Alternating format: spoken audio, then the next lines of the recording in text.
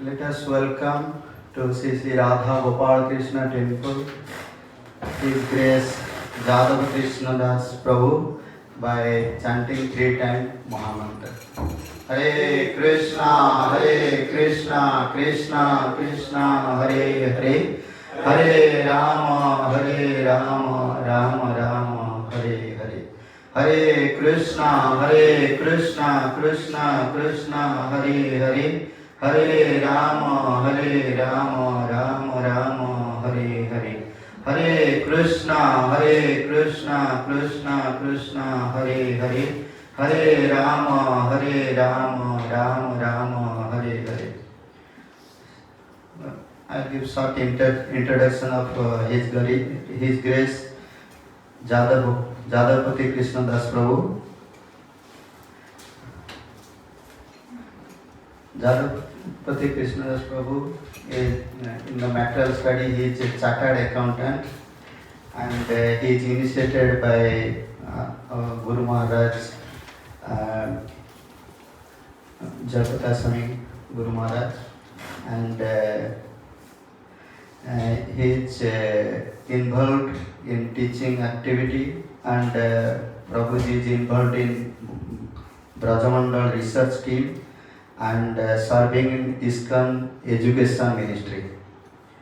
And Prabhuji favorite service includes deity, rag and ram, and preaching activities.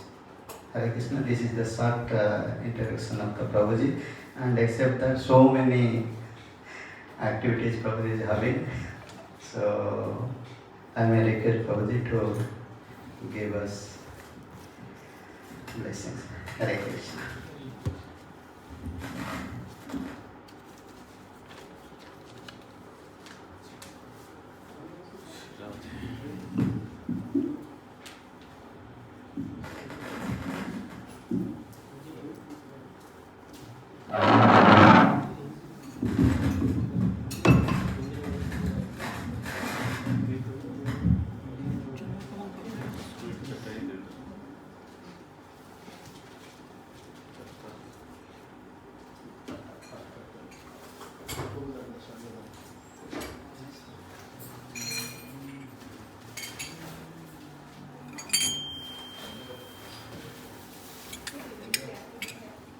So, language?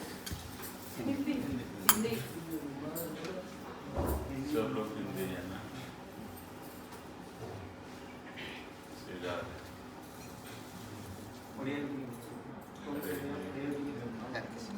जय हो। हरे कृष्णा कृष्णा कृष्णा हरे हरे, हरे राम राम राम हरे।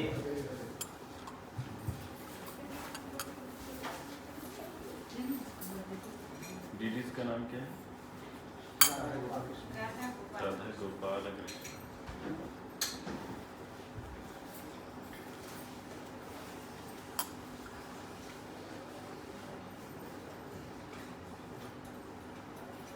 जय राधा माधव कुंज बिहारी।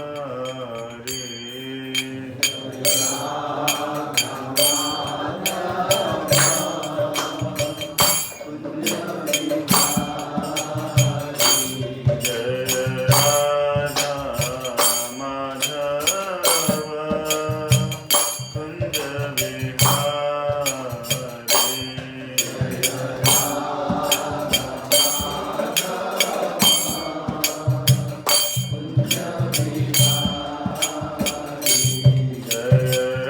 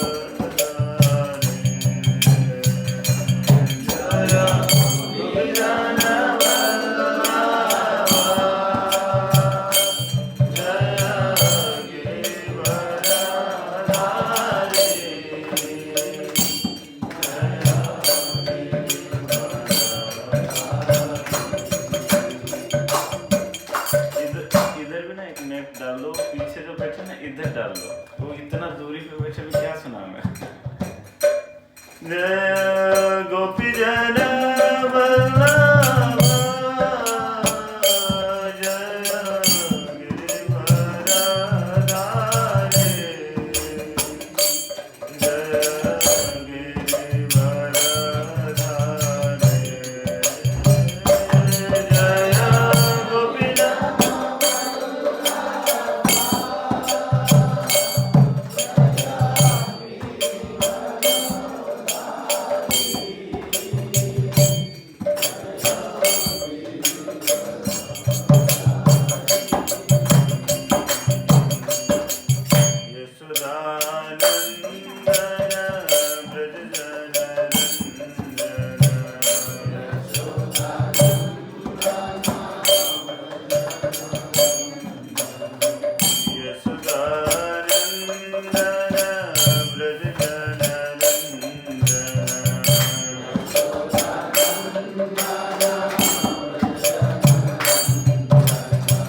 यमुना तीर वर चारे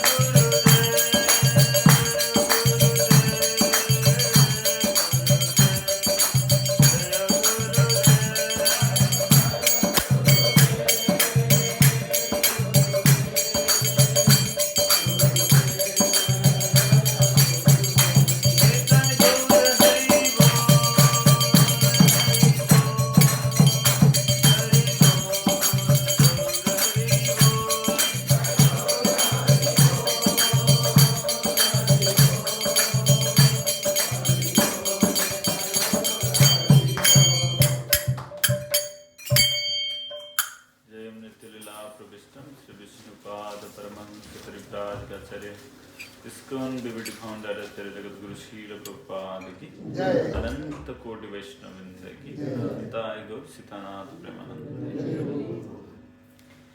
अमज्ञानं तिमिरन्धस्य ज्ञानञ्जनशलाकया चक्षुरुन्मिलितं येन तस्मै श्रीगुरवे नमः।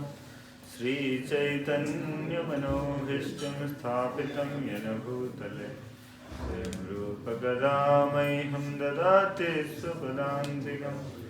वन्देऽहं श्रीगुरु श्रीयुतपदकमलं श्रीगुरुन् वैष्णवम् श्रीरूपं सग्रजातं सहगण रघुनाथनितं तं सजीवं साद्वैतं सावधूतं परिजनसहितं कृष्णचैतन्यदेवं श्रीराधा कृष्णपादं सगण ललिता श्रीविशाखान्वितं स। हे कृष्ण करुणा सिंधु दीनबंधु जगतपते गोपेश गोपिका कांत राधाकांत तप्त कांचन गौरांगी राधे वृंदावनेश्वरी वृषभानुसुत देवी प्रणमामि हरिप्रिये। नमो महावदन्याय कृष्ण प्रेम प्रदायते कृष्णाय कृष्ण चैतन्य नाम्ने गौरतिसे नमः। नम नीलाचल निवासाय निताय परमात्मने बलभद्र सुभद्राभ्यां जगन्नाथाय ते नमः। नमो विष्णुपादाय कृष्णपृष्ठाय भूतले श्रीमते भक्तिवेदांत स्वामीति नामिने। नमस्ते सरस्वती देवै गौरवाणी प्रचारिणे निर्विशेष शून्यवादी पाश्चात्य देशतारिणे। जय श्री कृष्ण चैतन्य प्रभु नित्यानंद श्री अद्वैत गदाधर शिव सादि गौर भक्तवृंद। हरे कृष्ण कृष्ण कृष्ण हरे हरे हरे राम राम राम हरे हरे।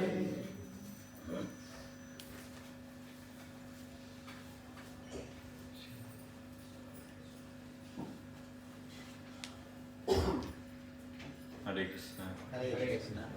तो सभी लोगों को बहुत बहुत स्वागत है आज की क्लास के लिए। आप सभी से आशीर्वाद भिक्षा करते हुए आज के कथा में श्रवण करेंगे। वैसे तो आज का कथा जगन्नाथ जी के ऊपर बोलने वाले हैं। तो श्री जगन्नाथ जी आप लोग देखते हो जिस रूप में, उनके रूप के विषय में थोड़ा सा वर्णन करेंगे ना। तो हमारे आचार्य लोग के पद लिखे हैं, उस पद से ही शुरू करेंगे।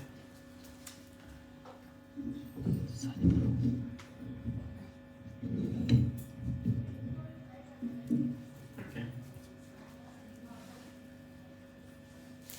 तो ऐसे वर्णन हो है कि जगन्नाथ जी के विषय में, जगन्नाथ जी ने तीनों भगवान के तीनों मिश्रित मतलब रूपों के विषय में। जय गौर से कृष्ण से जगन्नाथ। जो गौर है वही कृष्ण है, वही जगन्नाथ जी। मगर जगन्नाथ को देखते हुए एक अद्भुतता अनुभव होता है, क्योंकि उनके आंखें साधारण नहीं है, उनके हस्तकमल साधारण नहीं है, उनके शरीर भी साधारण नहीं है। एक अद्भुतता है। कई एक जगह में हमारे जो इस्कॉन का जो पहला डीटीज है वो कौन सा है पता है आप सभी को? हाँ, जगन्नाथ। इस्कॉन का जो पहला डीटीज है वो जगन्नाथ है। मालती माता जी ने उनको लेके आए थे प्रॉपर्टी से। तो वो विग्रह को स्थापना किए, चोरी करके एक जगह से लेके मैचलेस गिफ्ट, तो उनसे से लेके आए और इस्कॉन में प्रभुपाद जी के जब दर्शन कराए, प्रभुपाद जी ने साष्टांग दंडवत किए। प्रभुपाद जी ने बोले इनके साथ और कोई भी होगा जाके देखो। फिर दोनों को लेके आए, वो जगन्नाथ जी। जगन्नाथ जी इतना कृपालु हैं, वो कृपा करने में कभी संकोच नहीं करते। आवाज भी हो रहा है ना, मतलब ये तो साउंड का टेक्निकल इशू है।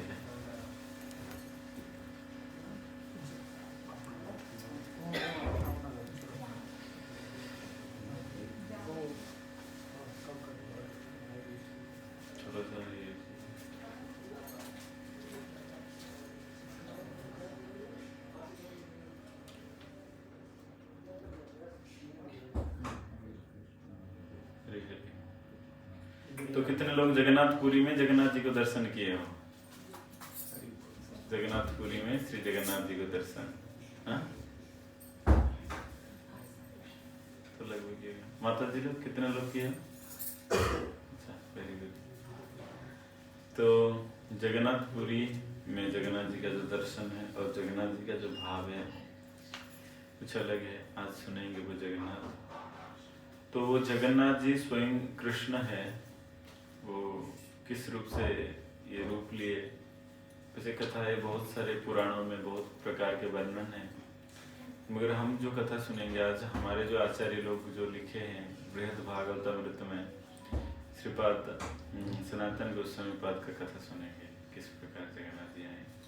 मैंने उससे पहले जगन्नाथ जी का जगन्नाथ अष्टकम से 2 श्लोक पाठ करेंगे, तो उसी के आधार पे कथा बोलेंगे। हाँ? है इधर ये है क्या?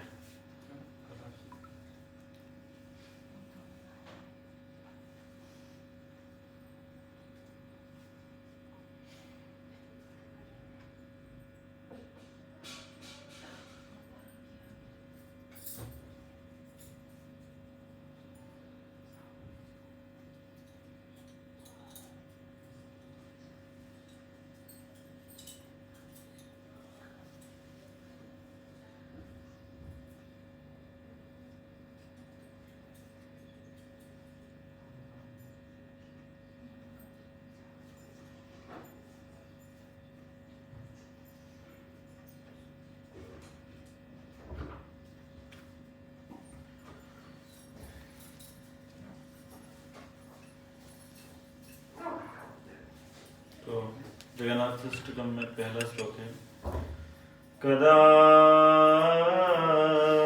कालंदे तट विपिन संगीत तरलो मुदाभिर्नारि बदन कमलास्वाद मधुपम रमा शंभु ब्रह्मा मरपति गणसार्चित पदो जगन्नाथ स्वामी नयन पथगामि भवतु मे भुजे सद्विवेणो शिरसि शिखिपुच्छं कटितटे दुकुल नेत्रान्तं सहचरकटाक्षं विदधते सदा श्रीमद्वृन्दावन वसति लीला परिचयो जगन्नाथ स्वामी नयन पथगामि भवतु मे। आदि शंकराचार्य ये दोनों, ये जो हमारे जगन्नाथ अष्टकम को उन्होंने रचना की, पहले श्लोक में वो लिखे, कदाचित कालिंदी तट विपिन संगीत करण, कि ये जो जगन्नाथ जी है, ये इनका जो रेसिडेंस है एक्चुअली वृंदावन है। सदा श्रीमद वृंदावन वसति लीला परिचयो। और वो कौन है वृंदावन में? कहते कालिंदी तट में जो घूमने वाले व्यक्ति है, और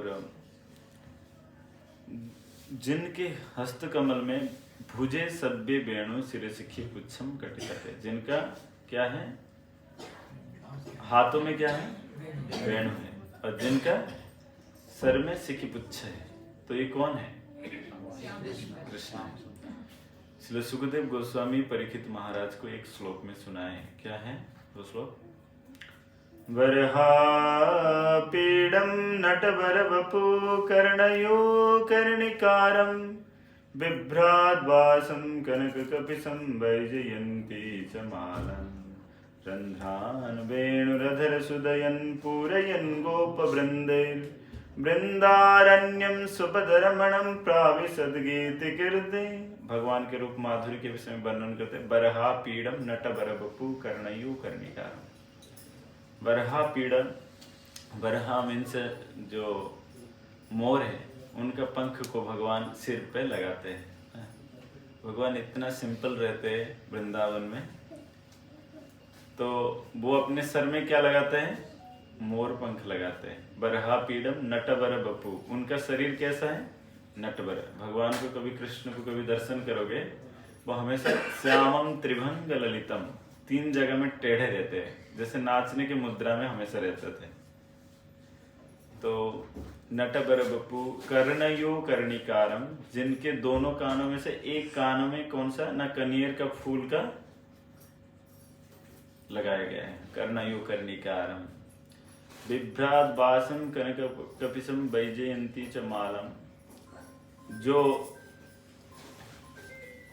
पीतांबर वस्त्र धारण किए हैं और वैजयंती माला पहने हैं। वैजयंती माला मतलब जिस माला में 5 प्रकार का फूल हो, 5 प्रकार के रंग से जो माला बनाया जाता है उसको वैजयंती माला कहते हैं।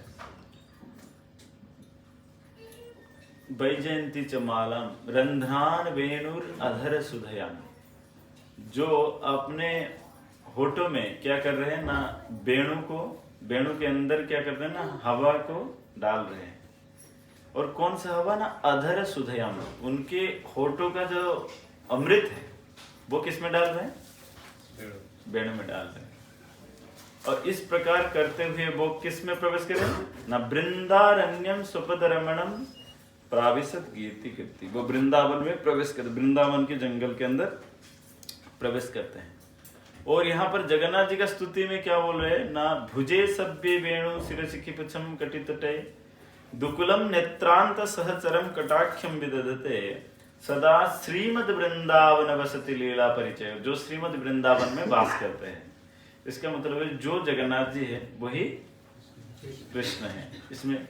तो फिर आप पूछोगे कि इस प्रकार तो फिर जगन्नाथ जी का रूप ऐसे क्यों हो गया, कृष्ण का रूप के साथ तो मैच तो नहीं कर रहा है, बिल्कुल नहीं ना। एक्चुअली आप जब जाओगे जगन्नाथपुरी में तो रात को जगन्नाथ जी को गीत गोविंदम सुनाया जाता है। जब शयन होता है तो उस समय गीत गोविंदम गा के सुनाते हैं। हम लास्ट में गीत गोविंदम गाएंगे। तो हमने सुने कि जगन्नाथ जी जो है वही भगवान कृष्ण है, मगर जगन्नाथ में और कृष्ण में हम देखते हैं रूप में अंतर आ रहा है ना। एक जगह एक ऑल्टर में जगन्नाथ जी को देखो और एक ऑल्टर में श्याम सुंदर को देखो, तो श्याम सुंदर का हाथ है, उंगली है, सब कुछ है, मगर जगन्नाथ जी का उंगली इत्यादि सब कहाँ गया, समझे ना। एक विशेष रहस्य की बात है। तो हम लोग आज जो कथा, तो बहुत सारे पुराणों में बहुत प्रकार के वर्णन है, मगर हम आज बृहद भागवतामृत में जो सनातन गोस्वामी पाद ने जो गौड़ी आचार्य परंपरा को जो रस दी है, उस रस से किंचित मात्रा से आस्वादन करेंगे। ओके, तो एक बार जो भगवान की लीला को 3 भाग में विभक्त किया गया है। भगवान जो श्याम सुंदर की लीला है, वृंदावन लीला, मथुरा लीला और द्वारिका लीला, भगवान ने तीन भाग में लीला विस्तार की। वृंदावन में भगवान अत्यधिक अद्भुत लीला इत्यादि लीला विलास करने के बाद भगवान वृंदावन में 11 साल 8 महीना ऐसे अप्रोक्सीमेटली भगवान रहे। 56 दिन वृंदावन में रहे, जो जो लीला किए भगवान। उसके पश्चात मथुरा गमन किए, फिर मथुरा के बाद द्वारिका में लीला विस्तार किए। मगर वृंदावन का जो लीला, भगवान के अंदर इतना मतलब वृंदावन का जो लीला का जो मधुरिमा भगवान के चित्त में इतना छाए रहते थे कि भगवान द्वारिका में 16,108 पटरानियों के साथ रहते हुए भी जब शयन करते थे और जब उठ जाते थे तो कभी कभी कहते थे हे राधे, हे ललिते, हे विशाखे, हे मधुमंगल, हे स्तोक कृष्ण, इस प्रकार का नाम को उच्चारण करते थे। तो इसको देखते हुए सारे रानियां सोचते थे कि हमारा कोई सेवा में कमी हो गया है क्या। द्वारिका में इतना वैभव है, इतना वैभवशाली द्वारिका है, हर एक चीज बहुत सुंदर है, और यहाँ पर इतनी सारे सेवा करने के बाद अगर हमारा पतिदेव और किसी स्त्री का अगर नाम ले ले तो कोई भी पत्नी को रहा नहीं जाएगा ना। कोई रह सकता है? कोई भी नहीं रहेगा।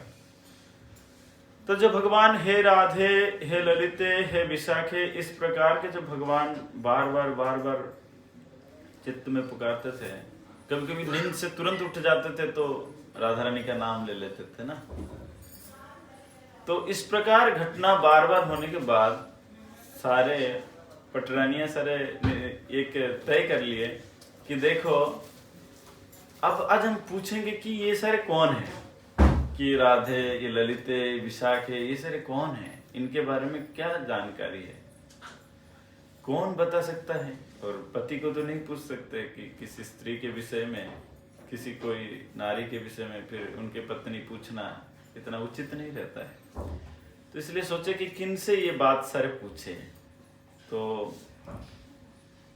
इन्होंने सोचे कि देखिए ये जो सारे नाम है ये तो सारे वृंदावन का नाम है, ये बात हमको पहले से पता लगा है। तो वृंदावन के विषय में कौन विस्तृत रूप से वर्णन कर सकता है, उन्हीं को पूछना चाहिए। तो वृंदावन के विषय में उन्होंने देखे कि राइट कैंडिडेट कौन है ना, माता रोहिणी, क्योंकि रोहिणी माता उस समय उनको वृंदावन में रहना पड़ा था जिस समय कंस का अत्याचार था। तो वसुदेव की पत्नी थे, तो जिसके कारण उनको वहां पे रहना पड़ा और उसी समय वो सारे लीला विलास इत्यादि को सुनते थे। और ब्रजवासी लोग करते क्या थे न, हर दिन शाम को अनुगायंती कृष्ण कथा, हमेशा हर दिन शाम को कृष्ण जो जो लीला किए वो सारे लीला को सारे चिंतन करते थे ब्रजवासी लोग। जैसे भगवान ने कई एक लीला किए, असुर संहार लीला किए या मृदभक्षण लीला किए, या भगवान ने हरि बोल, आपको इधर बैठा दिया जाएगा।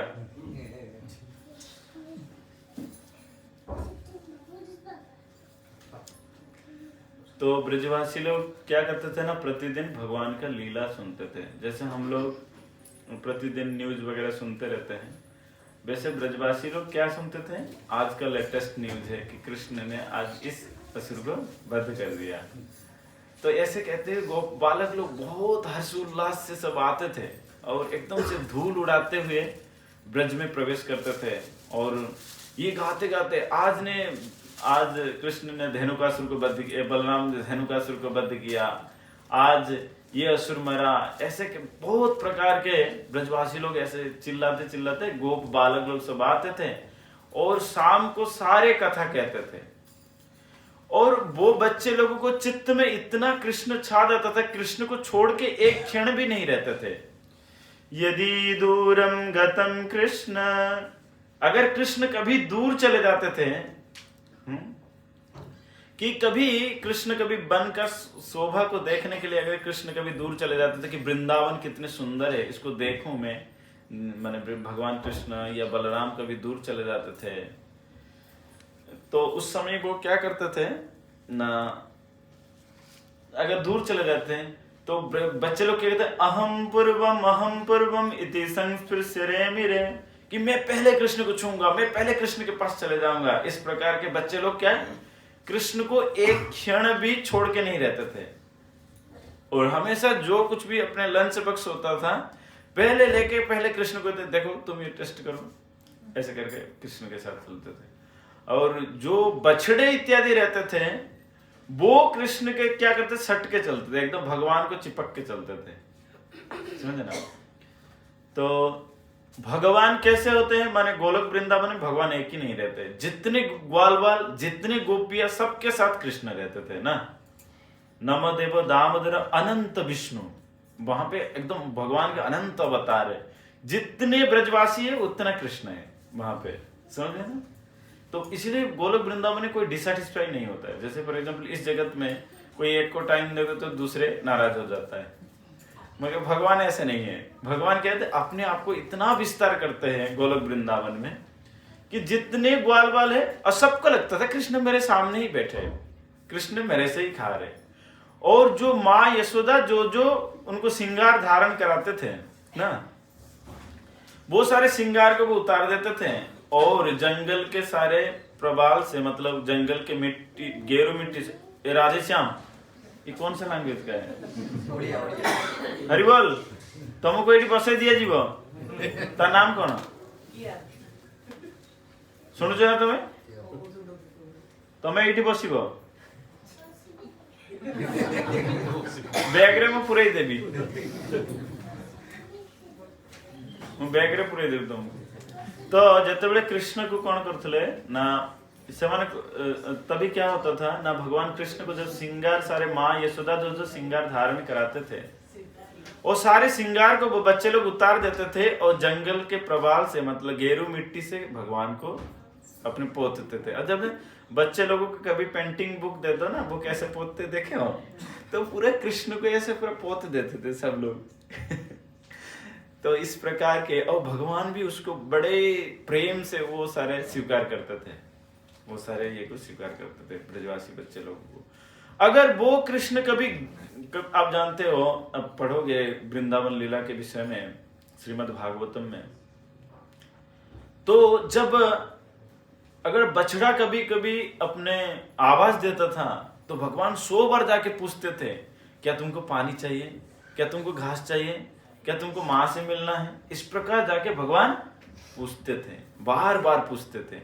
मगर जिस भगवान को स्तुति बड़े बड़े देवता लोग जाके क्षीर सागर के तट में करते हैं, भगवान के पास नहीं, क्षीर सागर में तट में जाके स्तुति करते हैं, वो भगवान ब्रह्मा जी का मन में आके दर्शन देके ब्रह्मा जी को बोल के जाते हैं। मगर वही भगवान अगर ब्रज में कोई गैया अगर थोड़ा सा भी कोई आवाज करे तो 10 बार पूछते थे कि पानी चाहिए, कि आपको घास चाहिए, या क्या हो गया बताओ मेरे को। इस प्रकार भगवान ब्रजवासी के साथ डील करते थे। इसलिए एक पद में चैतन्य चरितामृत में बोला गया, गोवर्धन वृंदावन जमुना पुलिन वन से कुंजे रसदे कलीला से ब्रजर ब्रज जान माता पिता बंधुगण बड़ चित्र मने पसरेला। कि वो जो गोवर्धन वृंदावन जमुना जी, ये जो तीनों वस्तु है, और सही ब्रजेर ब्रजजन, वो ब्रजवासी लोग जो भगवान के बिना एक क्षण तक नहीं जी पाते थे।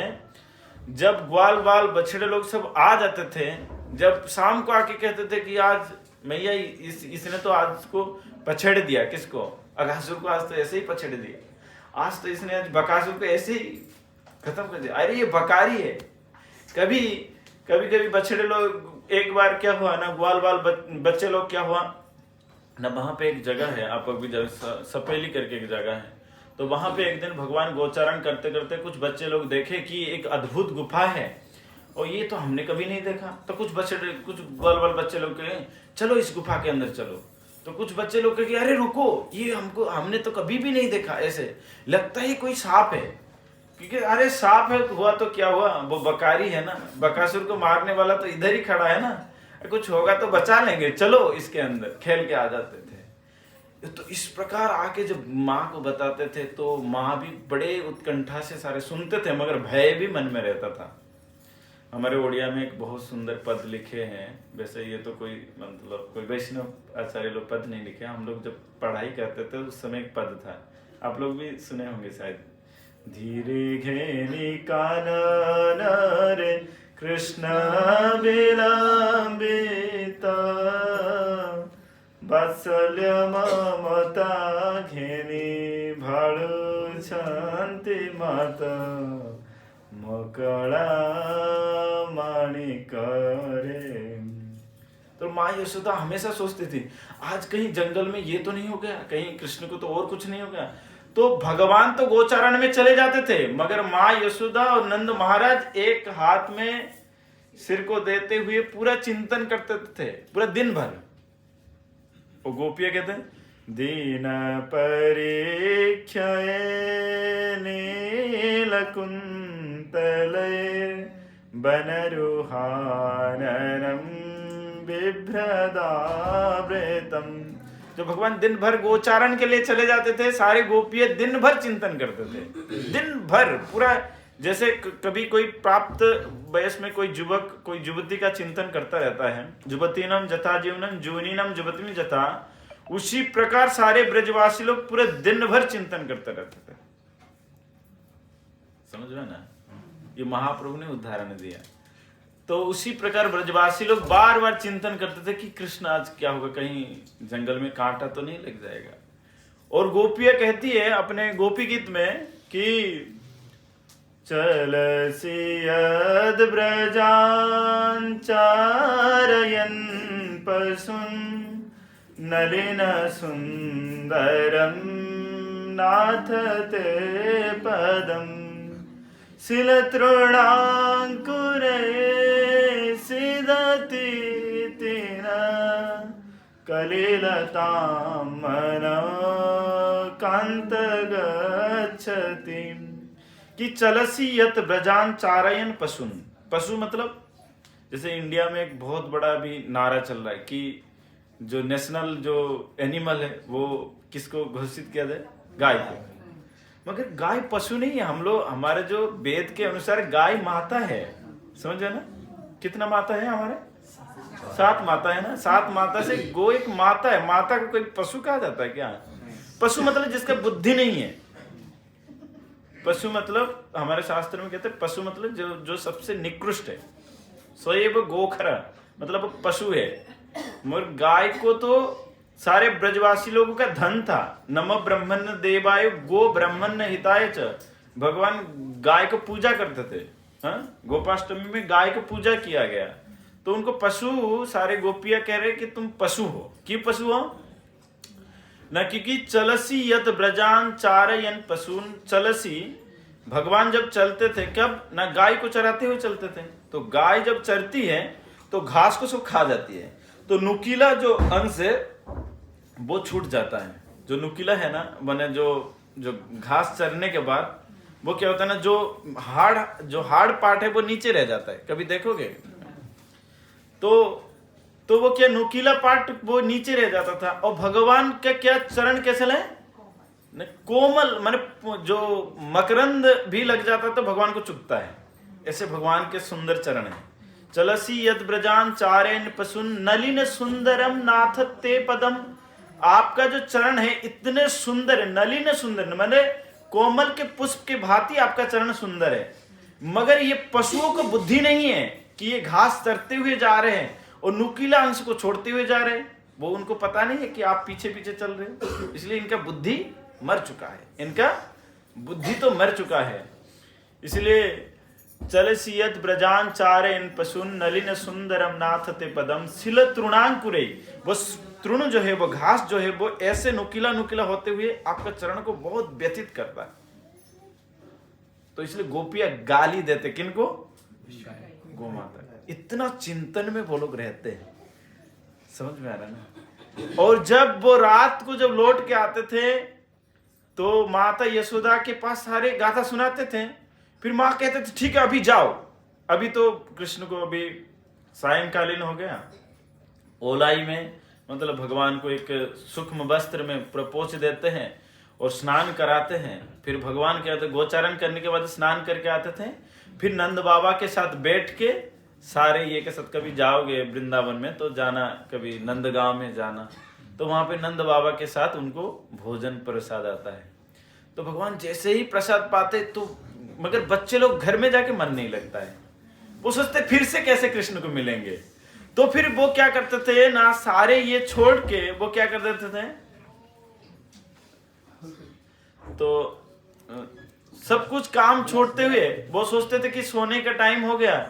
मगर वो लोग कृष्ण को आके बोलते ए कृष्ण चलो अभी। खिड़की से आके जब भगवान सोते थे तभी वो आके कहते चलो चलो अभी गोचारण का समय हो गया। मैं देखा था तो उनको इतना चढ़ा रहता था कि रात को सोने के लिए नहीं देते। तो माँ यशोदा क्या छड़ी लेके सारे बच्चों को भगा देते थे कि जाओ अभी समय नहीं हुआ है, अभी तो रात का समय है, अभी सोएंगे, अभी तो लाला तो सोएगा, तो फिर अभी तुम यहाँ से चले जाओ। तो सारे बच्चे लोग फिर निराश होकर चले जाते थे। इतना कृष्ण के प्रति इतना उमड़ रहता था। तो इस प्रकार ब्रजवासी लोग एक क्षण कृष्ण के बिना, अरे हरि बोल, आप इधर उधर क्यों हो रहे हो? तो इस प्रकार ब्रजवासी लोग पूरा एक क्षण भी कृष्ण के बिना नहीं रह सकते। और वही शिक्षा महाप्रभु हमको देते हैं। जुगैतम निमिषेनम चक्षुषा प्रवृषायितम शून्यायिदम जगत सर्वम गोविंद विरहेण में। तो महाप्रभु ये शिक्षा हम लोगों को दी कि जुगायितम निमिषेन चक्षुषा प्रवृषायितम। आंखों का पलक अगर एक क्षण अगर बंद हो जाए तो ऐसा लगता है एक युग चला जा रहा है। मगर इसका अनुभूति तो हम लोगों को नहीं है। मगर गोपियां इस बात को अपने गोपी गीत में ब्रह्मा जी को गाली देते हुए बोलते हैं कि ब्रह्मा जी विधि करी रिमाम, विधि ने ऐसे, विधि मतलब ब्रह्मा जी, वो खुद दो आंख करके कितने जोड़ी आंख रख लिया? 4 जोड़ी आंख, मैंने 8 आंख रख लिया। और वो भी देवता लोगों को अनिमेष कहा जाता है, मैंने जिनका निमिष नहीं है। ये देवता लोगों को जैसे सांप जैसा है, उनका चक्षु का पलक नहीं पड़ता है, समझे ना? देवता लोगों का जो चक्षु में पलक नहीं पड़ता है, इसलिए उनका नाम है अनिमेष। देवता लोगों का नाम क्या है? और खुद अनिमेष नयन ले लिया और खुद रहा कहां? वो ब्रह्मलोक में रहा। मगर जो श्याम सुंदर इतने सुंदर है, उनको देखने के लिए हमारे आंखों में 2 नयन दिया। खुद तो 8 रख लिया, हमको दिया 2, और 2 के ऊपर दिया ढक्कन। जो भगवान इतने सुंदर है, उनको देखने के लिए कैसे ऐसा लगता है कि जमुना जीवन किली परायण मानस चंद्र चकोर, कि जिनको चकोर पक्षी जैसे चंद्रमा को बार बार देखता रहता है ना, वो जिस दिशा में चंद्रमा होगा उसी दिशा का उसका मुंह घूम जाता है। तो उसी प्रकार सारे ब्रजवासी लोग भगवान जिस दिशा में, उसी दिशा में उनका मुंह, तो देखते रहते थे। मगर बीच बीच में पलक आता था, तो उनको लगता था कि ये युग चल रहा है। ये मेरे को भी अनुभूत नहीं है, मगर मैं कथात्मक माध्यम से बोल रहा हूं। तो कि ऐसा लगता कि एक पलक मतलब उनको एक युग बीत गया ऐसे। तो इसलिए ब्रह्मा जी के ऊपर बहुत मतलब ये होते हुए कि एकदम क्रोधित होते हुए ब्रह्मा जी के ऊपर क्रोधित होते हुए गाली देते कि ब्रह्मा जी इसने 2 आंख खुद तो रख लिया, 8 हमको दे दिया, 2 के ऊपर दे दिया ढक्कन। तो ऐसे ब्रह्मा जी इतना निर्दयी है, इतना अन्याय करता है, वो न्याय करने के लिए आ गया हमारे साथ। तो कैसे हो गया, वो कैसे विधि बन गया? तो इसलिए ब्रह्मा जी को गालियां देते ऐसे गोपी लोग। तो किस प्रकार प्रेम था, आप लोग सोच सकते हैं कि ब्रजवासी लोग एक क्षण भी नहीं जी पाए। मगर वही भगवान जब ब्रज से गए, 100 साल के लिए ब्रज में नहीं आए थे। तो आप लोग प्रश्न पूछोगे, तो 100 साल कैसे जी गए? जो लोग एक जुगाइतम निमिषानम हो गया, 100 साल कैसे जी गए? न कृष्ण वापस आके, कृष्ण जब गए, आया सो मैं फिर से आऊंगा। एक गांव है, उसमें एक गांव है, आप ब्रज में जब जाओगे, बरसाना से जब आप गोवर्धन की तरफ जाओगे, तो एक पलसो नाम के एक गांव है, पलसो। भगवान कहे मैं पलसो आ जाऊंगा। मैंने तोतली वाक्य ना, मधुर या गिरा बलगो वाक्य, या भगवान का तोतली बोली है ब्रज में। तो कि मैं पलसो आ जाऊंगा, मैंने परसों आ जाऊंगा। हरि बोल, राधे श्याम, आपको नींद आएगा। तो भगवान बोले कि मैं परसों आ जाऊंगा, आज नहीं। बस जैसे ही मैं मामा जी के ये में धनुष यज्ञ देखूंगा, तो राधे माँ तू ऐसे करके रखना, मेरे जो बांसुरी है बहुत छिपा के रखना, राधा रानी वो चुरा के लेके चले जाएगा, बहुत बदमाश है, ये है। ऐसे बहुत प्रकार के माँ को सारे बात बता के कह कि मैं परसों ही आ जाऊंगा। और परसों करते करते कितना दिन हो गया? 100 साल हो गया। मगर ब्रजवासी कोई मरे नहीं। क्यों नहीं मरे? क्योंकि भगवान आके उनका मरा हुआ शरीर को अगर देखेंगे तो भगवान का दशा क्या होगा। इसीलिए किसी के लिए मरना बहुत आसान है या नहीं? आप लोग देखे होंगे कितना सारा सुसाइड हो जाता है। कोई विष खा, जहर पी लिया, किसी ने ट्रेन के सामने चला गया, किसी के ये कर दिया। मगर किसी के लिए जीना बहुत कठिन है, जीना बहुत कठिन है। और किसी के लिए जीना बहुत कठिन है, भगवान के लिए जीना और ज्यादा कठिन है या नहीं? तो इसीलिए ब्रजवासी लोग ये देखे कि अगर भगवान वापस आए तो किनको देखेंगे, समझे ना? किन से बात करेंगे, किनको रिझाएंगे? इस प्रकार सोचते हुए वो अपने प्राण को केवल इसी के लिए ही धारण किए थे। किसके लिए धारण किए थे? केवल भगवान वापस आएंगे करके। तो इस प्रकार ब्रजवासियों का प्रेम था। और वो प्रेम क्या था तो आप सोच सकते हैं। इसलिए ब्रजवासी भगवान क्या करते थे, इसको कभी नहीं भूले। ब्रजवासी लोग कभी नहीं चाहे कि कृष्ण हमको कुछ दे, कभी नहीं चाहे, कभी भी नहीं चाहे। भगवान के साथ एक ही संपर्क था कि तत् सुखे सुखी, भगवान जिसमें सुखी है उसी में सुखी। कैसे है ना, जब भगवान जब देखे, जैसे ब्रजवासी लोग ने देखे कि गोकुल में बहुत उत्पात हो रहा है। भगवान तो जैसे भगवान का लीला के अनुसार भगवान मथुरा में जन्म लिए, तो भगवान ने कहा कि अगर तुम डर रहे हो तो हमको गोकुल में छोड़ के आ जाओ। भगवान जैसे ही जन्म लिए तुरंत बोल दिए कि हमको गोकुल में लेके छोड़ के आ जाओ। तो नंद महाराज के पास रहे गोकुल में। भगवान ने कई एक लीला किए। तो तत्पश्चात एक दिन हुआ क्या, अचानक से 2 वृक्ष गिर गया, बड़े बड़े वृक्ष जामलार्जुन का गिर गया। तभी सारे ब्रजवासी लोग डर गए। भाई अभी तक तो असुर आता था, अब तो दिखाई देता था, मगर अभी ऐसे हो गया कि बिना देखे इतने बड़े बड़े पेड़ चला गया। तो कुछ बच्चे लोग के लिए यही कृष्ण ने खींच के दोनों को गिराया। अरे चुप, ये कैसे कर सकता है छोटे से बालक। बोले कि नहीं, इसके पेड़ के अंदर 2 दिव्य पुरुष भी निकले, उनको परिक्रमा भी की, उनको प्रार्थना की। तो ये बाल बुद्धि है, बालक लोग कुछ भी बोल सकते हैं। तो ऐसे कहते हुए कि नहीं, यहाँ पर कुछ ना कुछ भूत पिशाच होगा, तो फिर मैं क्या करता हूँ ना, भूत पिशाच होगा तो इस स्थान को छोड़ देना चाहिए। तो फिर नंद महाराज, उपनंद महाराज इत्यादि सारे बैठे। सारे ब्रजवासी लोगों ने क्या सोचे कि अभी हम लोग क्या करेंगे ना, इस स्थान को छोड़ देंगे। तो फिर स्थान को छोड़ के जाएंगे कहाँ ना, जहां पर कन्हैया को अच्छे से अच्छे रखा जा सकता है, समझे ना। इसीलिए वो लोग सोचे कि देखो एक पर्वत है, वो है वृंदावन में, और वो सांडिल्य ऋषि ने अभिशाप दिया है, अगर कोई वो पर्वत के पास अगर कोई आएगा, कंस का कोई भी अनुचर आएगा, तो फिर क्या हो जाएगा, वो पत्थर के समान हो जाएगा। इसलिए चलो वो स्थान बहुत सुंदर है, और वो स्थान गायों के लिए, माने गोमाता के लिए गोचारण भूमि है, बहुत प्रशस्त भूमि है, और वो स्थान का नाम है वृंदावन। वृंदावनम संप्रविश्यम सर्वकाल सुखावहम यत्र चक्रो ब्रजवासम सकटैर अर्धचंद्रवत। वृंदावनम संप्रविश्यम, भगवान वृंदावन में बढ़िया से चले गए। संप्रविश्यम सर्वकाल सुखावहम, जो वृंदावन हर काल में सुख है, क्योंकि वहां पे प्रिया प्रियतम है, इसलिए भगवान है वहां पे विचरण कर रहे, इसलिए हर एक समय वृंदावन सुखदायी है। संप्रविश्यम सर्वकाल सुखावहम यत्र चक्रो ब्रजवासम सकटैर अर्धचंद्रवत।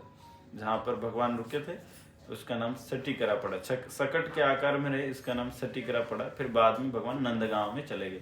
वो नंदीश्वर पर्वत है जहां पर कंस का असुर आके पत्थर बन गए।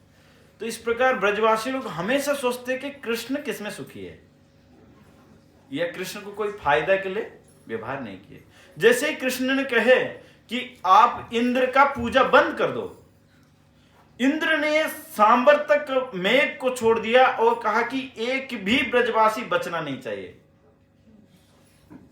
और इतना घनघोर बारिश हुआ, इतना प्रलय हुआ ब्रज में, मैंने वो तो बहुत ही भयानक दृश्य चला ब्रज में। भगवान ने गोवर्धन धारण करते हुए सारे ब्रजवासियों को प्राण बचाए, मगर भगवान ने कहे कि इंद्र का पूजा बंद करो, इसीलिए वो लोग बंद करा दिए। केवल एक छोटे से बालक, मान भगवान जो चाहते थे वो ब्रजवासी लोग करते ही थे।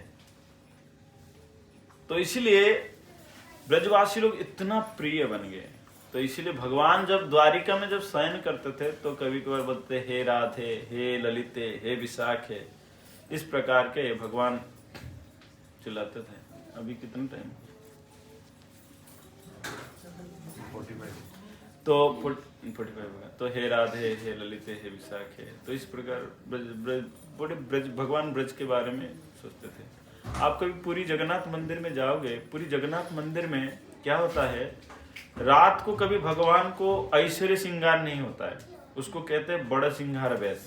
कभी पुरी में जाके दर्शन करोगे, रात को भगवान के उधर फोटो भी है बड़ा सिंगार वेश का, पूरा फूलों से सजाया जाता है, एकदम से पुष्पक। तो भगवान को फूलों से सजाया जाता है, और भगवान की शरीर मतलब जो वस्त्र रहता है, गीत गोविंदम का वस्त्र रहता है, भगवान को वृंदावन के सारे पद सुनाते हैं और भगवान को शयन देते हैं। क्यों? क्योंकि भगवान वो वृंदावन में विहार करते हैं। भगवान वो वृंदावन बिहारी, वो द्वारिका में है, मगर मन कहाँ है? जैसे आप लोग अभी इधर बैठे हो कथा में, कुछ लोग भले ही यहाँ पर बैठे हो कथा में, मगर दूसरी जगह में हो सकता है। वैसे तो आप लोगों का इधर ही है, हो सकता है, मतलब प्रोबेबिलिटी है। वैसे ही भगवान द्वारिका में तो है, मगर मन कहाँ है? अन्य हृदयमान मन मन वृंदावन मने बने का करी जानी। कि तो दूसरे लोगों का बात तो मैं जानता ही नहीं हूं, मगर मोर मन वृंदावन, मेरा मन जो है वो वृंदावन है, और मने बने एकाकरी जानी, मैं वृंदावन और मैं अभिन्न। इसलिए भगवान जब जब जब शयन आरती होता है भगवान का, भाई बड़ सिंगार बेस दर्शन देने के बाद, तो ये बात सारे जब सुने, माता रोहिणी बोले कि देखो ये वृंदावन के बारे में तुम बोलूंगा मगर इसका रिस्क में नहीं लूंगा। भाई देखो, अगर पता चले कृष्ण बलराम को, ये मत सोचना कि कृष्ण बलराम यहीं पे ही रहेंगे, तुरंत यहां पर आप सभी लोगों को डिवोर्स देके चले जाएंगे। कहां? तभी नहीं था, ऐसे मत सोचना कि आप लोगों के बारे में पूछेंगे या नहीं पूछेंगे मेरे को पता नहीं, मगर उनको अगर वृंदावन का स्मरण आया तो कोई भी नहीं है जो यहाँ रोक ले, वो वृंदावन ही चले जाएंगे। समझ में ना? तो फिर भी कहे कि मगर फिर भी सुनाओ, अगर वो हम लोग अगर वैसे बन सकते हैं तो इनको रोक लेंगे। भाई वो लोग अच्छे होंगे तो फिर हम भी अच्छा बन जाएंगे, ऐसे ही हम लोग भी व्यवहार करेंगे। ऐसे सत्यवान होंगे। तो मैं संक्षिप्त रूप से अभी समाप्त कर दूंगा, फिर एक गीत गोविंद में के पद गा के जगन्नाथ जी के सुनाएंगे। तो उस समय हुआ क्या ना, माता रोहिणी कहे कि ठीक है, जब कृष्ण बलराम सुधर्म सभा में चले जाएंगे तभी ये कथा करेंगे। और देखो पूरा हाई सिक्योरिटी होना चाहिए, जैसे किसी को बाहर वाले को जैसे जैसे जैसे कृष्ण बलराम आने से जैसे तुरंत पता लग जाए कि देखो दूसरे लोगों को कॉन्ट्रैक्ट में नहीं दे सकते, अपने आदमी ही होना चाहिए। इसलिए सोचे ये सुभद्रा को ही उधर रखना चाहिए, सुभद्रा को ही रहना चाहिए वहां पे, समझे ना। और सुभद्रा महारानी को गेट के पास रख दिए। तब यहाँ पर कौन सा कथा चला? वृंदावन कथा चला, जो हम नेक्स्ट कुछ दिन में उधर कंटिन्यू करेंगे। वृंदावन कथा चला। वो क्या वृंदावन कथा में था जो भगवान सुनते हुए आंखों से आंसू बहने लगा कि हाय मेरे ब्रजवासी, मैं कैसे इन लोगों को छोड़ के रह सकता हूँ। हा जमुने, हे मतलब हे विशाखे, हे ललिते, किस प्रकार भगवान प्रलाप करते थे। बहुत सारे वृंदावन वासियों के बारे में भगवान सुनते सुनते सुनते सुनते इनका आँखों बड़ा हो गया, उनका शरीर अंदर चला गया और उनके हाथ पैर ये सब संकुचित होने लगा, भगवान के हृदय फटने लगा, भगवान विशाल रूप धारण करने लगे। और इसी का अवसर लेते हुए नारद मुनि ने जब देखे कि भगवान का ये कौन सा रूप हो रहा है, नारद मुनि आके संपूर्ण सब भगवान आके सुन रहे थे। सब लोग ऐसे हो गए थे कि चक्षुश्रवा बन गए थे। जैसे आप लोग चक्षु बंद कर देते हो, सो जाते हो, मगर वहां पे क्या होता है, चक्षु विस्तारित हो गया था।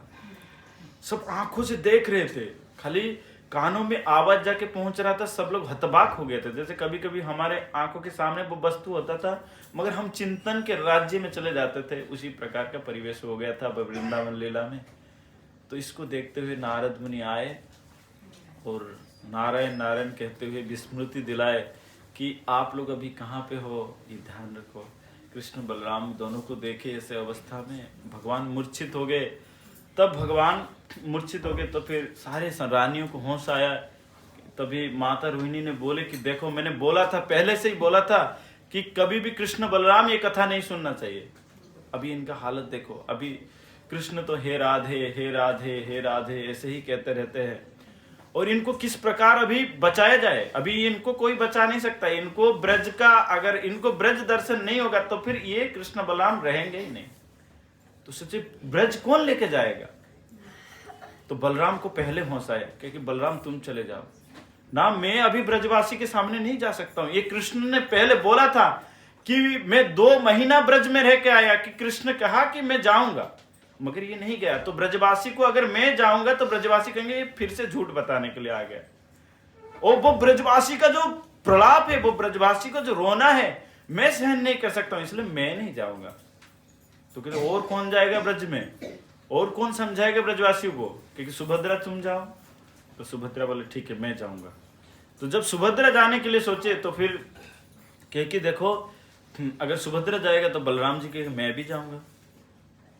तो कि ठीक है एक सुंदर सा रथ तैयार करो। तो फिर कहे कि नहीं, अभी कृष्ण के बिना तो कोई ब्रज में नहीं जा सकता है। अभी हम बोल के आएंगे क्या, इनको क्या दिखाएंगे? तभी भगवान को लेते हुए तीनों भाई बहन ब्रज की तरफ प्रस्थान किए।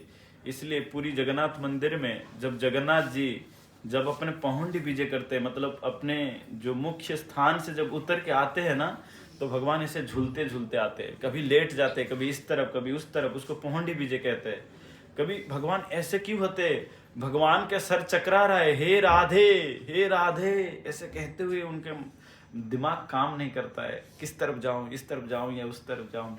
इसलिए हमारे गोस्वामी लोग भी एक पद में बोलते, आप जानते हो गोस्वामी अष्टकम में है, हे राधे ब्रज देवी के चललिते हे नंद सूना कुतो श्री गोवर्धन कल्प पाद पतले कालिंदी बन्ने कुतो। हे राधे, हे ब्रज देवी के, हे ललिते, आप कहाँ हो? इस प्रकार का उत्कंठा लेते हुए भगवान ब्रज के तरफ आए, समझे ना। इसलिए ब्रजवासी जत जन माता पिता बंधुगण बड़ चित्र मने पास रहेगा। तब तो ब्रज का हालत अलग था, तो कथा तो और भी है। और भगवान ऐसे विस्मित हो गए, भगवान आके ब्रजवासी को जो मिलन हुआ वो एक अद्भुत कथा है, अद्भुत अद्भुत अद्भुत। ये तो 35 मिनट का कथा नहीं है, ये तो मतलब एक सेमिनार में से ये एक मंथ तक अगर हम 2-2 घंटे भी कथा करें ना, उसका भी तृप्ति नहीं हो सकता है। जो ब्रजवासियों का प्रेम और भगवान किस प्रकार ब्रज को पधारे और जगन्नाथ जी किस प्रकार वो रूप लिए, ये एक्चुअली मनुष्य जीवन में ही हम इसको सोच सकते हैं। कोई गधा, कोई सूअर, कोई लंगड़ा, मतलब कोई ऐसा, मगर सोचिए हम लोगों के दिमाग में कितना वस्तु आता है, मगर भगवत वस्तु आता ही नहीं। चर्चा के लिए कितनी सारे, इसलिए सुखदेव गोस्वामी कहे कि देखो हे राजन, चर्चा करने के लिए तो सांसारिक व्यक्ति को बहुत सारे चर्चा है, मगर भक्त लोगों को क्या होना चाहिए, राजहंस की तरह केवल कृष्ण कथा को ही ग्रहण करना चाहिए, समझे ना। तो इस प्रकार अद्भुत मधुर कथा है भगवान के। तो वो सारी लीलाओं को कई सारे हमारे गोस्वामी लोगों ने आस्वादन किया, तो इसलिए मेरा भी आप लोगों से एक रिक्वेस्ट है कि आप लोग मेरे को आशीर्वाद कीजिए और साथ ही साथ आप लोग भी प्रयास कीजिए। एक ही बार मनुष्य जीवन मिला, बहुत सारे कथाओं को पढ़े, प्रभुपाद जी के ग्रंथ को पढ़े, हमारे आचार्य को जितने सारे ग्रंथ को पढ़े। एक ही जीवन मनुष्य जीवन मिला, बहुत प्रकार के माया का तो बहुत प्रकार के प्रभाव आएगा, फिर भी उसको सहन करते हुए जीवन में एक शुद्ध भक्ति का आचरण करना चाहिए। शुद्ध भक्ति मतलब जहाँ पर मिलावटी ना हो। तो इसलिए शुद्ध भक्ति के लिए हमको बहुत ज़्यादा श्रवण चाहिए। श्रवण का अभाव होने से हमारे भक्ति का प्योरिटी नहीं आ पाता है। जैसे सोना को जैसे जितना पिघलाओगे ना, यहाँ पर कुछ सुनार भी है शायद, तो उससे क्या होता है ना, उसका जो खाद अंश वो चला जाता है, प्योरिटी बच जाता है ना, जो उसका जो मतलब गोल्ड का जो असली गुण है वो आ जाता है। उसी प्रकार जो हमारे कथा श्रवण के माध्यम से धीरे धीरे हमको लगता है अरे ये भी नहीं करना चाहिए, ये भी नहीं करना चाहिए, हम क्या लेके जाएंगे, इस प्रकार के धीरे धीरे आत्म तत्व भावना उठेगा। फिर वो भावना से जब हम कथा सुनेंगे तो उसका जो आनंद का विषय वस्तु वो अलग है, ठीक है। तो इस प्रकार जगन्नाथ जी अपने इस प्रकार अधूरा रूप में वो ब्रज में आए और ब्रजवासियों से मिले। हरे कृष्णा कृष्णा कृष्णा हरे हरे, हरे राम राम राम हरे हरे। ओके, तो किसी का कोई प्रश्न है तो लेंगे, फिर उसके बाद हम जगन्नाथ जी को एक पद सुनाएंगे गीत गोविंदम से। कोई प्रश्न है किसी का? सब लोग कथा समझ पाए या नहीं? पीछे समझ पाए कथा, वो तो लास्ट में आए।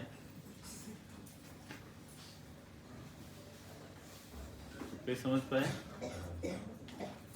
मैं सोचा नहीं था कि इतने सारे भक्त लोग आएंगे। जब मैं पहले देखा कि 5-6 भक्त लोग बैठे थे और मेरे को विश्वास नहीं हुआ कि इतने सारे भक्त लोग आ जाएंगे। ठीक है, किसी का कोई प्रश्न है या इस कथा के व्यतीत और कोई प्रश्न है, जैसे कोई समस्या को लेते हुए भक्ति जीवन में, वो भी 2 मिनट के लिए डिस्कस कर सकते हैं। फिर उसके बाद हम लोग एक पद सुनेंगे जगन्नाथ जी का। यस प्रभु जी बोलिए। जो जगन्नाथ जब रथ यात्रा जो होता है ना, उस टाइम जगन्नाथ टेम्पल से जब रथ को बाहर लेके आते हैं, तो मैं गया था पूरी में उसको, तो मेरे को कभी तो पता नहीं था उसको जो भगवान जो सामने हिलाता है पीछे नदी है, बहुत सारा मूवमेंट होता है ना, और सेम जगह पे बहुत टाइम से चलते रहते हैं, फिर जाकर रथ यात्रा रथ में लेके आते हैं। तो मेरे को उस टाइम समझ में नहीं था क्या कर रहे हैं नहीं कर रहे हैं, तो अभी तो ऐसा मैच नहीं था इसका उनका साथ जुड़ा था, कुछ फर्स्ट टाइम गया तो मेरे दिमाग में और दूसरा कुछ सोच रहा है, मैंने इतना क्यों हिला रहा है, इसका जरूरत क्या है, क्या कुछ जरूरत है, इसको डायरेक्ट लेके जा सकते हैं। तो वो जो मैं सोचता गलत था, अभी तो मुझे पता चल रहा है वो एक्चुअली लीला है, भगवान का लीला चल रहा है। तो जो तभी जो मैं सोचा था, अभी तो लग रहा है गलत ही सोचा था, तो उसको कैसे उधर से वो जो एक्चुअली अपराधी हुआ तो कैसे इसलिए अज्ञानता जब तक हमारे अंदर रहेगा, वो तो जब तक मतलब जब तक हम इस जगत में हैं तो हमको ऐसे नहीं कि हमको सारे नॉलेज ही मिल जाएगा। अभी वो भूल के ये सोचो कि आज मेरे को खजाना मिल गया, कि आज मैं एक चीज जान गया भगवान के विषय में, इसमें आनंद में रहो।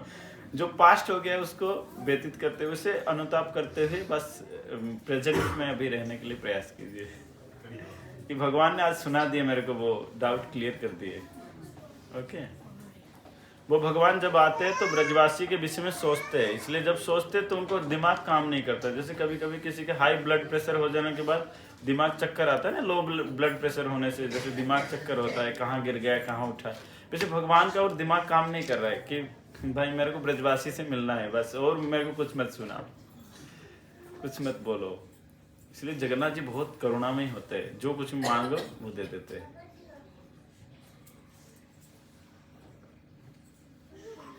भगवान कृष्ण थोड़ा सोचते हैं, थोड़ा प्रपंच करते हैं, मगर जगन्नाथ जी नहीं करते, क्योंकि जगन्नाथ जी राधा रानी के विरह में जो भगवान के दशा होता है वो जगन्नाथ है, और कृष्ण के विरह में कृष्ण को जो दशा होता है वो गौरांग महाप्रभु है। समझ रहे हैं ना? कोई प्रश्न और किसी का है? यस प्रभु। यस यस पूछिए। जनकपुर में राम लक्ष्मण और चारों भाई जो सीता स्वयंवर था, उसी टाइम सीता माता ने तो श्री धनुष को घुमा के उठाते थे, खेलते थे। अभी तो उसी टाइम जो जितना राजा लोग आए थे, रावण भी आया था, तो उसी टाइम वो भी उठा नहीं पाया, भगवान राम ने वो तोड़ दिए। अभी जब वो वनवास में सीता को कैसे उठा के ले गए? अच्छा, बहुत अच्छा है। एक्चुअली भगवान का जो शक्ति का जो विस्तार है, तो भगवान के जो अंतरंग शक्ति है, इवन इफ हमारे अंदर भी शक्ति है ना। अगर आप भगवत गीता को ठीक से पढ़े होंगे तो भगवान एक श्लोक में बोलते हैं कि बल बल बता चाहम काम राग विवर्जितम धर्म अविरुद्ध भूतेषु कामस्मि भरतवर्षभ। इवन इफ हमारे अंदर भी जो बल है ना, वो भगवान का ही बल है। अगर आप कुछ बॉडी बिल्डिंग करते हो, बहुत अच्छा टॉप हो, तो इसका मतलब नहीं आप ही हो। चलिए, भगवान का एक छोटा सा कृपा है आपके ऊपर। भगवान कहते हैं जो कुछ भी शक्ति है वो मेरा ही है, और शक्ति का जो रिजर्वर है, मतलब एकदम से अगर शक्ति को एक जगह इकट्ठा कर दिया जाए, वो तो माता सीता है ना, भगवान की शक्ति है ना वो। तो इसलिए सीता माता वो बाएं हाथ में भी धनुष को उठा के फेंक भी सकते हैं, उनके लिए बहुत बड़ी बात नहीं है। और आया बात जहाँ पे कि रावण लेके जाने का, एक्चुअली रावण को भी पता था, मगर एक रामायण है जो महाप्रभु ने जो रामायण ढूंढ के निकाले थे। एक बार एक विप्र को ऐसे शंका हो गया था, आपके जैसा शंका हुआ था, जानते हो ना, चैतन्य चरितामृत में बहुत प्रसिद्ध घटना है कि वो कहे कैसे माता सीता को वो रावण स्पर्श कर लिया। तो महाप्रभु उनको समझाए, वो रोता था, दिन भर रोता था, और महाप्रभु उसका प्रेम को देखते हुए महाप्रभु के देखो वो सीता को नहीं छू पाया है, वो तो छाया सीता है, वो असली सीता नहीं है। वो क्या प्रमाण है?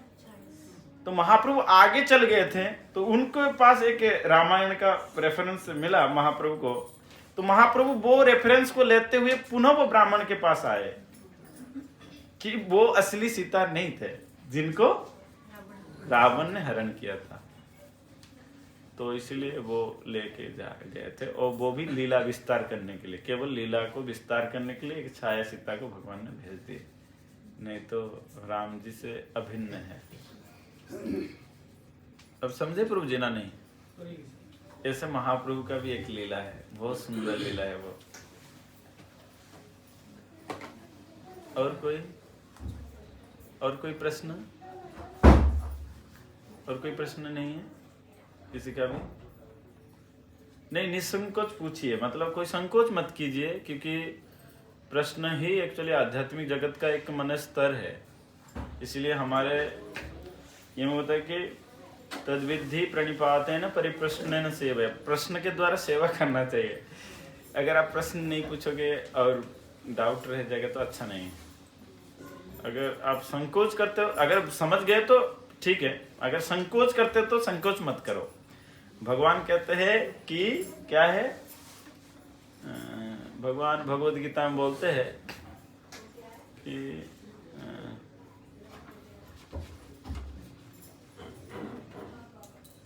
जिसके अंदर डाउट रह गया है, मतलब वो क्या है, प्रणिष्यति, संशय आत्मा विनिष्यति, संशय आत्मा का विनाश होता है। विनाश होता है, वो हमको खाते जाता है। इसलिए अगर कोई डाउट है तो पूछ सकते हो, नहीं तो हम आगे बढ़े। यस प्रभु। ये भगवान श्री कृष्ण के प्रति अपने सेवा का भाव अपना नहीं आता तो कैसे डेवलप करें? सेवा का भाव नहीं आता है। अगर आपको पता लग गया कि सेवा का भाव नहीं आता है तो आ जाएगा। अगर हमारा बीमारी पता चल गया है तो निश्चित रूप से उसका दवाई को भी ढूंढेंगे और बहुत सीरियसली उसको क्योर करने के लिए प्रयास करेंगे। इसलिए सेवा जैसे करने के लिए हमको अच्छे से श्रवण करना चाहिए, मतलब जैसे भागवतम इत्यादि श्रवण करेंगे, किस प्रकार पृथु महाराज सेवा करते थे, किस प्रकार अम्बरीश महाराज सेवा करते थे। तो फिर अगर आप नहीं करें तो आपके प्रति हीन भावना आएगा कि मैं क्या कर रहा हूँ, ये लोग कितने सुंदर करते थे। तो धीरे धीरे इस भावना से भगवत भावना जो वो उज्जीवित होगा, माने जीवित होगा। समझ में आया ना? नहीं तो जितना अच्छे से हम श्रवण करेंगे उतना अच्छा हम सेवा कर सकते हैं।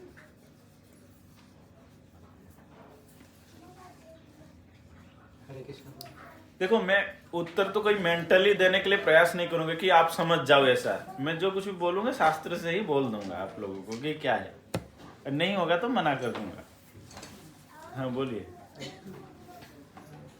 राधा कुंड को श्रेष्ठ बोल के क्यों बोला? राधा कुंड को श्रेष्ठ, एक्चुअली श्रीपाद रूप गोस्वामी अपने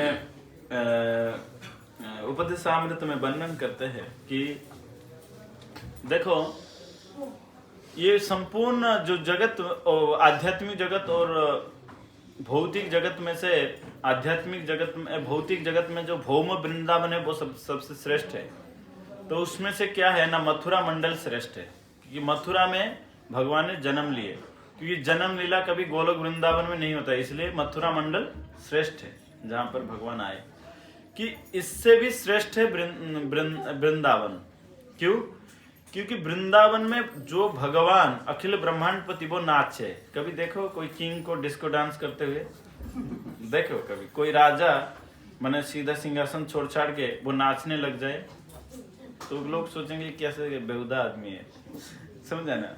मगर वो भगवान के नाम रासस्व, वो श्लोक क्या है, वैकुंठ जनित वरा मधुपुरी, कि वैकुंठ से भी श्रेष्ठ ये मधुपुरी है, और उससे भी श्रेष्ठ कि वृंदावन है, क्योंकि वृंदावन में भगवान ने रास रचाए, भगवान ने नाचे, वहां पे वृंदावन में भगवान ने नृत्य किए। तो भगवान जो अखिल ब्रह्मांड, देखो जो जैसे अगर मानो आप सोचो नरेंद्र मोदी अगर वो नाचने लग जाए तो आपको कैसे लगेगा? बहुत फनी लगेगा ना। एक राजा है कैसे नृत्य करेगा, मगर भगवान ने वो सब त्याग करते हुए भगवान ने नृत्य किए। कहाँ? वृंदावन में, और वो भी स्वपदम, मतलब खुले पैर में भगवान ने नाचे। और उससे भी बढ़कर है गोवर्धनम, उससे भी बढ़कर क्या है? गोवर्धन है। क्योंकि गोवर्धन को क्या किए ना अपने सिर के ऊपर रखे। देखे तो इसको सिर पे चढ़ा रखा है। हम लोग बातों बातों में बोल देते हैं ना, तू तो इसको सिर पे चढ़ा रखा है। भगवान ने वो ब्रजवासी को बचाने के लिए, पुरंदर से बचाने के लिए छत्र धारण किए। किसको? गोवर्धन को। और कहते वो गोवर्धन से भी सर्वश्रेष्ठ कौन है? राधा कुंड। क्यों राधा कुंड श्रेष्ठ है? क्योंकि राधा कुंड और राधा रानी इन दोनों में से कोई अंतर ही नहीं है। श्रीपाद विश्वनाथ चक्रवर्ती ठाकुर इसको कोट करके बताते हैं कि तस्य कुंडम, कि उनका जो कुंड है और उनका जो प्रिय है श्रीमती राधा रानी, इन दोनों में कोई भेद नहीं है। जो राधा रानी है उन्हीं का बिगड़ा हुआ स्वरूप है राधा कुंड। इसलिए राधा रानी तो सर्वश्रेष्ठ प्रिय है। राधा रानी के भगवान कहते हैं कि मेरा आत्मा है। वो श्लोक में भूल रहा हूँ, भगवान प्रमाण देते हैं कि मैं आत्मा हूँ। और गीत गोविंदम में एकदम स्पष्ट भगवान बता देते हैं कि राधा रानी मेरा सब कुछ है, इनके अलावा मेरा और कोई भी नहीं है। इसलिए कहते एक पद में तो यहाँ तक चले गए कि हे राधे आपके चरण को मेरे सर के ऊपर दे दो, ऐसे भगवान ने बता दिए गीत गोविंद। इसलिए राधा कुंड और राधा रानी में कोई अंतर नहीं होने के कारण राधा कुंड सर्वश्रेष्ठ है। सभी होने के बाद भी राधा कुंड सर्वश्रेष्ठ। ठीक है, थैंक यू सो मच, सबको बहुत बहुत धन्यवाद। अभी हम टाइम कितना है प्रभु जी? टाइम लिमिट क्या है? नहीं, फिर भी बता तो दीजिए। 6 तो 9। हाँ अभी तो ये अभी भोग नहीं लगा है। अच्छा भोग हुआ है। संकीर्तन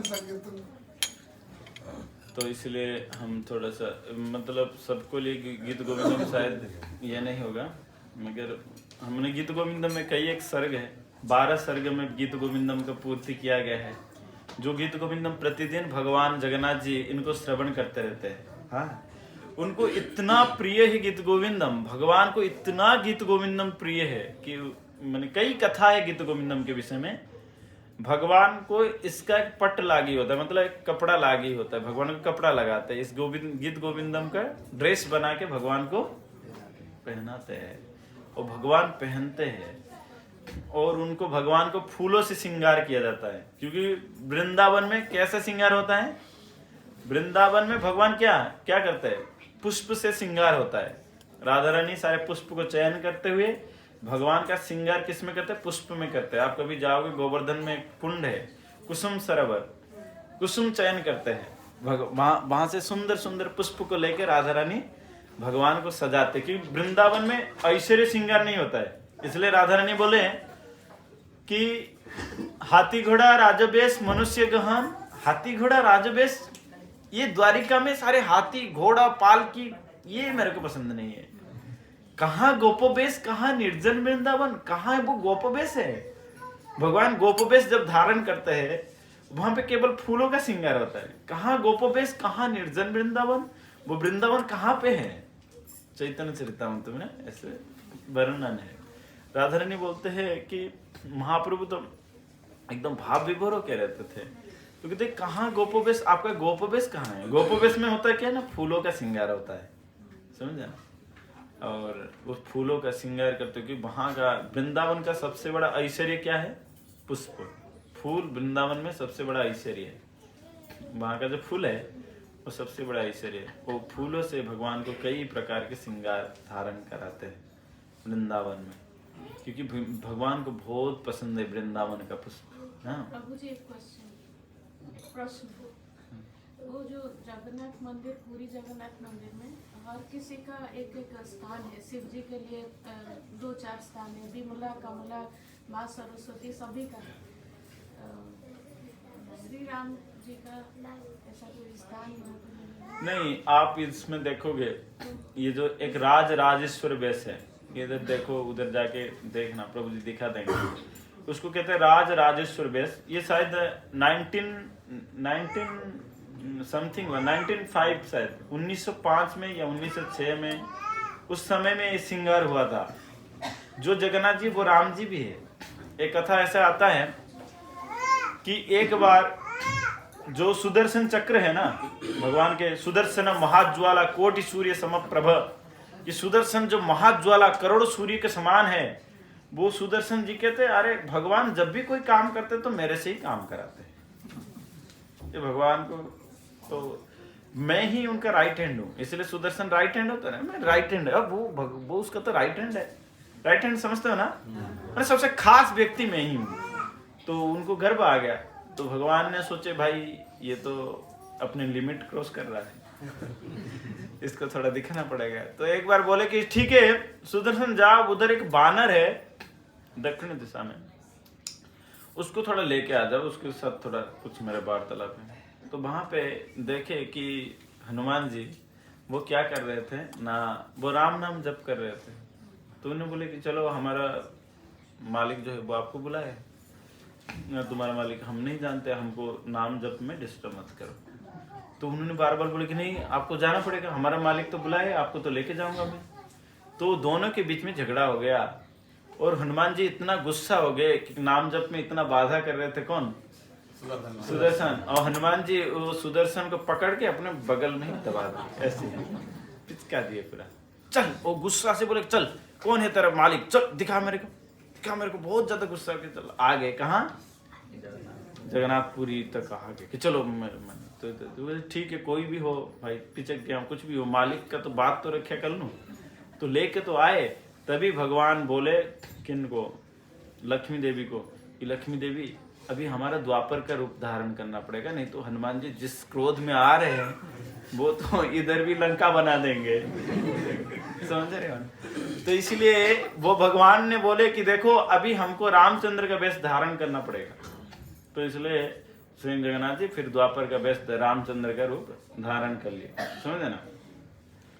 तो तभी वो उस दिन से ये प्रथा चले, तभी तो हाँ हनुमान जी आ गए, फिर देखिए रामचंद्र जी को देख के एकदम प्रसन्न अनुभव कर लिए, मगर सुदर्शन जी को अपने बगल से छोड़ दिए, क्योंकि ठीक है कोई बात नहीं, तुमने तो मेरे मालिक को दर्शन करा दिया। फिर हनुमान जी को स्थान दिए, ये मैं जानते हो पुरी में कितने हनुमान जी है पता है आपको? हाँ नहीं, 8 हनुमान जी है और 12 मतलब 12 शिव जी है, पुरी में सारे नियम है।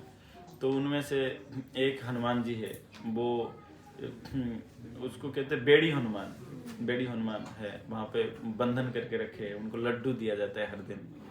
तो उन्होंने फिर हनुमान जी जाने के बाद फिर सुदर्शन जी को बुलाया कि क्या हुआ तुम्हारे ऐसे हालत कैसे हो गए। सुदर्शन जी बहुत लज्जा अनुभव किए, मैं क्या बताऊं मैं कि ऐसे मतलब उनका मतलब फ्रैक्चर हो चुका था कि बताना बहुत मुश्किल ही था। फिर भी भगवान अंतर्यामी थे, फिर बोले कि सुदर्शन ठीक है तुमने तो बहुत गर्व कर लिया, आज से तुमको ये डंडे के रूप में रहना पड़ेगा, तुम और गोल नहीं होगे। तो सुदर्शन जी बहुत दुख व्यक्त किए, इसलिए भगवान कहे तुम और राइट साइड में नहीं, तुम अभी लेफ्ट साइड हो जाओ। लेफ्ट हैंड में हम सबसे मतलब गर्हित कर्म इत्यादि करते हैं ना, तो इसलिए कि तुम अब राइट में नहीं रह, तुम लेफ्ट में रहो, समझे ना।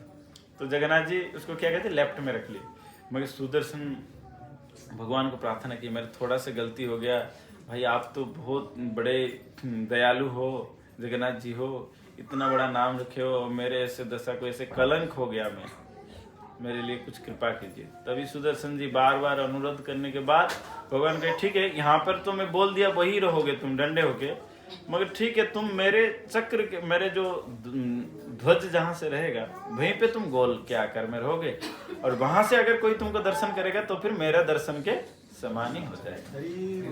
इसलिए जगन्नाथ जी का ऐसे रूप गया। इसलिए पूरी में जो भगवान है, जो जगन्नाथ जी वो ही रामचंद्र है, समझ गए ना। इसलिए हाँ, मगर राज राजेश्वर वेश अभी नहीं होता है, क्यों? क्योंकि अभी तो आप जानते हो एक कन्फ्लिक्ट चल रहा है, पूरी जो मतलब भंडार घर को लेके, वो अभी खुला नहीं गया, उसमें कई सारे चीज है। वो राज राजेश्वर वेश कहते हैं कि उस समय में कितने लोग मर गए थे, 1909 में बहुत सारे लोग मर गए थे। वो पूरा एकदम बेदी बढ़ जाता है, पूरा बानर सेना रहते हैं, नल नील और विभीषण इत्यादि सारे बनाया जाता है, और सारे का सोने का मूर्ति है, ऐसा नहीं है, तो सारे का वैभव बढ़ जाता है। इसलिए उनको राज राजेश्वर वैसे मैंने भगवान जैसे एक राजा के समान है, माने राम राज कहते हैं ना, राम राज। तो इसलिए तब से और नहीं हुआ है, नहीं तो वही वही है पुरी में, जगन्नाथपुरी में वही राम जी है। ठीक है, इसलिए लीला ऐसे पढ़ने के कारण उनका ऐसे श्रृंगार होता है एक बार सालों में, माने वैसे तिथि नक्षत्र के अनुसार होता है, इसलिए पूरी में अलग से। ठीक है, और प्रभु जी वो तुलसीदास का भी पूरी के साथ तुलसीदास के विषय में मेरे को विस्तृत मैंने पढ़ा नहीं कभी, अगर प्रयास करूंगा पढ़ के कभी आपको प्रश्न का समाधान करूंगा। कहीं पे मैं पढ़ा था कि तुलसीदास भी वहाँ जगन्नाथपुरी जाते हैं और वहाँ पे हाँ होगा निश्चित निश्चित निश्चित। भगवान की लीला तो बहुत है, अनंत है, अपार है, मगर मेरे इसके पर थोड़ा गति नहीं बना, जैसे ही बनेगा निश्चित रूप से बनेगा। ठीक है, और कोई पीछे सारे सुन रहे हो ना, अपने कथा सुना रहे हो पीछे एकदम प्रभुपाद जी के पास में। यस प्रभु जी, अभी आप जो बात करें तो उसमें एक निर्जन वृंदावन आपने बताया, निर्जन का मतलब उसमें क्या है? हाँ। ये प्रभुपाद का एक जो कविता है उसके अंदर भी निर्जन भजन का एक, देखो निर्जन शब्द का तो अर्थ बहुत गुह्य भी है, क्योंकि वहां पे ना वृंदावन में भगवान, और मैंने कहा था अभी कुछ समय पहले, यदि दूरम गतम कृष्ण गमेन वन सवाहितम अहम पूर्वम इति संस्पृश्य रे मिरे, कि वहां पे हर एक ब्रजवासी क्या देखते थे, भगवान मेरे सामने है और कोई नहीं है, और कोई भी नहीं है वहां पे, केवल भगवान और आप, इसलिए निर्जन है। मैंने भगवान के साथ संपर्क जो है ना बहुत पर्सनल है, वो गोप बालक सोचते कि उसके साथ नहीं, मेरे साथ ही है भगवान। वहां पे हर एक व्यक्ति को एक एक भगवान, इसलिए निर्जन है। समझ रहे हो ना, ऐसे नहीं कि पूरा इकट्ठा पूरा झुंड जुट गए और एक ही भगवान, ऐसा नहीं है वहां पे। गोलोक वृंदावन में ऐसा नहीं है, इसलिए नाम देव दामोदर अनंत विष्णु प्रसिद्ध प्रभु दुख, तो वहां पे एकदम अनंत भगवान, अनंत है, अनंत विस्तार कर देते अपने आप को, कि जितने बच्चे होंगे उतना। भगवान रासलीला में अपने आप को विस्तार किया, इसलिए भगवान का विस्तार दो प्रकार का था, प्राभव विलास, एक वैभव विलास। वो तो एकदम अलग टॉपिक है, एकदम लोगु भागवतमृत में इसका विस्तृत वर्णन है, कैसे भगवान का प्राभव विलास वैभव विलास होता है, तो ऐसे है सारे कथा इत्यादि, समझे ना। इसलिए आप भी जब जाओगे तो भगवान अकेला ही मिलेंगे।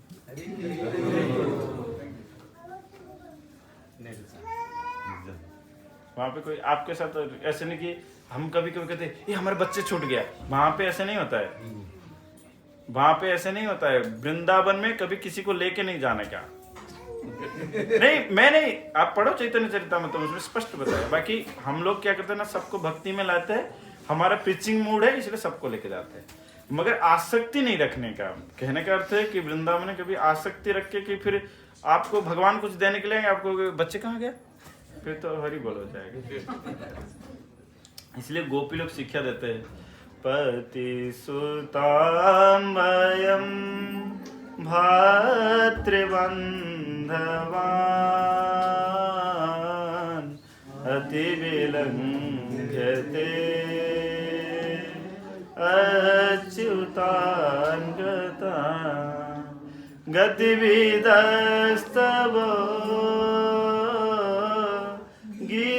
गीतमोहिता कितव योषितं कस्तजेमिषि। इस प्रकार कहते पति सुता वयम भातृ बांधव, माने हमारे पति छूटा, हमारे बांधव लोग छूट गए, हमारे घर छूटा, हमारा बच्चे छूट गया, इवन हमारा कपड़ा भी छूट गया। इसलिए इतने बड़े घनघोर रात में आपका सिर्फ बांसुरी सुन के हम आ गए, हम किसी को साथ में लेके नहीं आए, जो जिधर था उधर से दौड़ा, उनको माने बाहर का स्मरण ही नहीं है, ऐसे वृंदावन है। समझे ना, इसलिए निर्जन निर्जन हमेशा बताया गया है। निर्जन मतलब वहां पे कोई आसक्ति से रहित होकर वृंदावन में प्रवेश करने से भगवान जल्दी मिल जाते हैं, समझ रहे हैं।